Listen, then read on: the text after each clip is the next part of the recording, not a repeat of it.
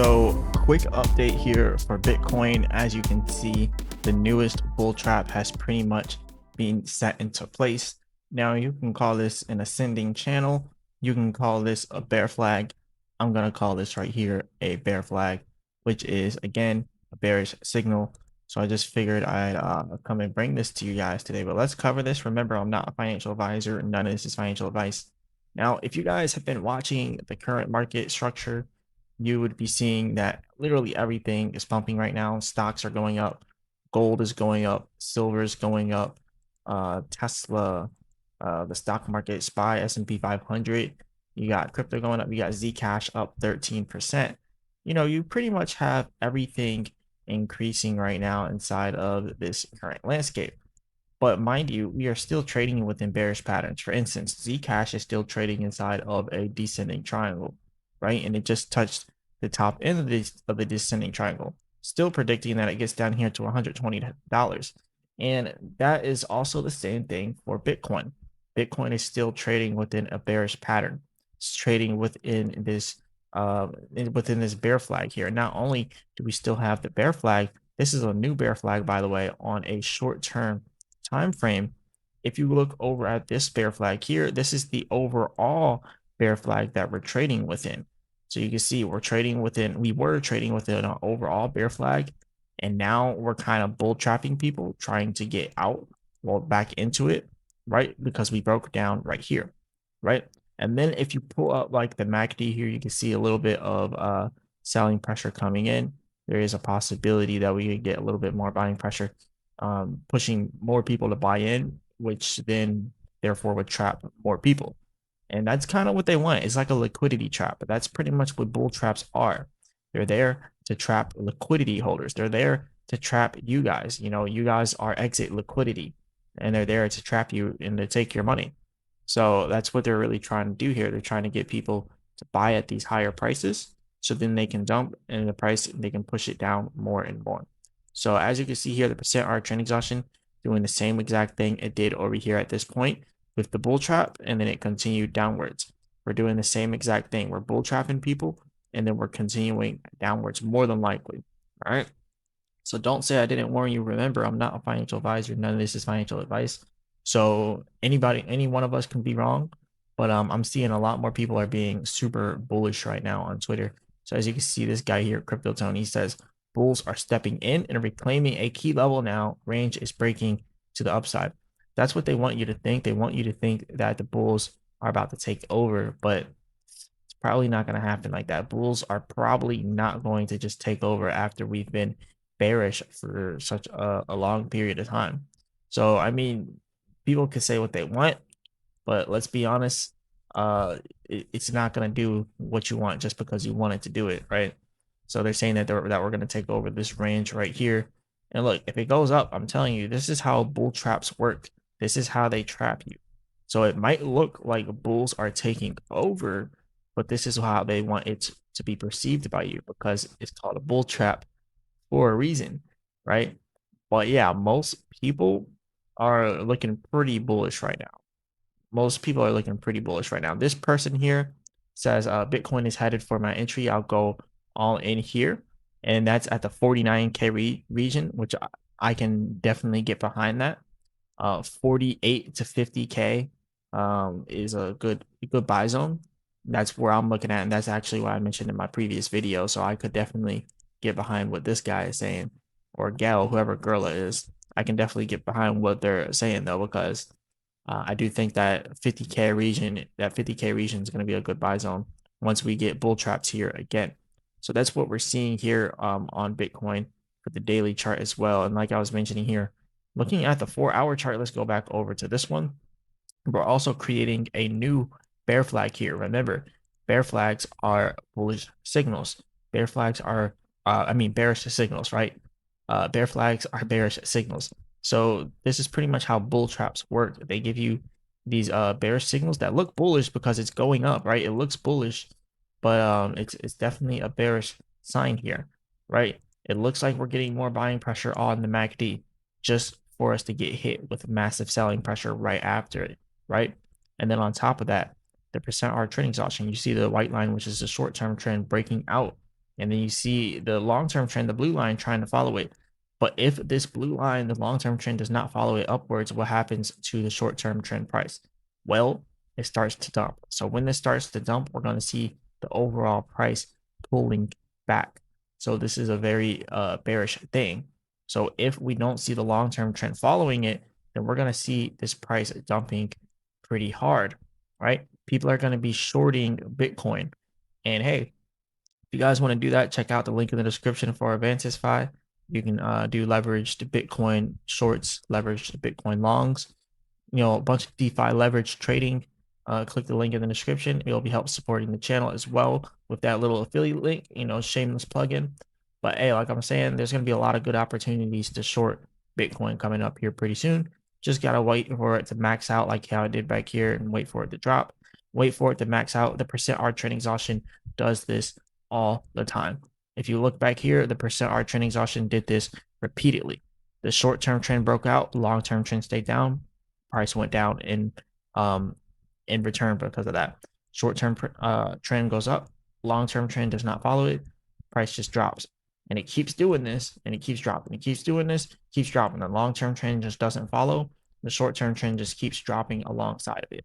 And if you look what was happening that whole entire time, you can see that the price just kept dropping, right? You see the short-term trend was going off, long-term trend didn't follow, price dropped, went off, price dropped, went off, price dropped, went off, price dropped. And that's how it kept going. And it also did before. And that is actually what caused this huge drop in the price.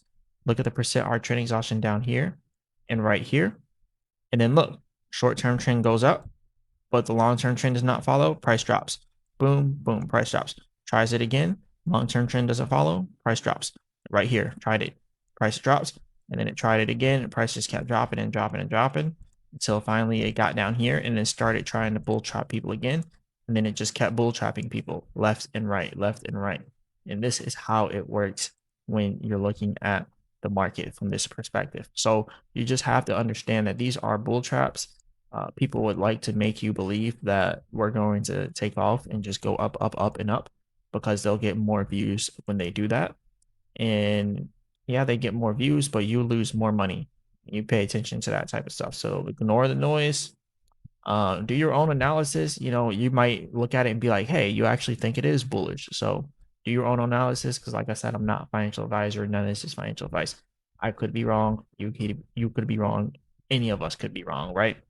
But yeah, I think this is a trap. This guy says Bitcoin forming a seller trap above trendline support with potential bullish continuation toward the 68K through 69K region if momentum sustains. So they're saying it's a bear trap, or they're saying that they're trying to trap the bears right now. So yeah, they're saying it's a bear trap. So I don't know. I don't think this is a bear trap. I think this is a bull trap. This is clearly a bull or a bear flag right here. So it's a bull trap in my opinion, because this is clearly a bear flag. So, and again, this is what the bear flag looks like. So you can get an idea of that. And then on top of that, the percent R trend exhaustion is telling us everything we need to know, especially because all the past previous performance did the same exact thing over and over again. All right. So don't say I didn't warn you. But yeah, let's go ahead and check our Chart Prime indicators. Link in the description if you guys want to sign up for Chart Prime. Best trading view indicators in the game. It's now showing us that we are below a equilibrium price point, which means that we're heading towards that discount price point, right? But the discount price point, honestly, I think it could be much lower than that. That's why it's better to look at this from the daily chart perspective. It's going to push that discount price point a little bit downwards. And me personally, I think the better areas to buy would be around 50K. So that's just how I think. So I think if we do go down, that discount price point is probably going to end up getting broken, because we could see the momentum wave band kind of spans all the way down here to that lower 43K region. So I think that we're going to go lower than this 60K region, down to 50K, and possibly a little bit below there inside of the 40K regions. So just got to be prepared. Just got to have an idea of what's happening before it happens, right? You don't want to get burned thinking that we're going to continue to go upwards because we're having a little bit of buying momentum, right?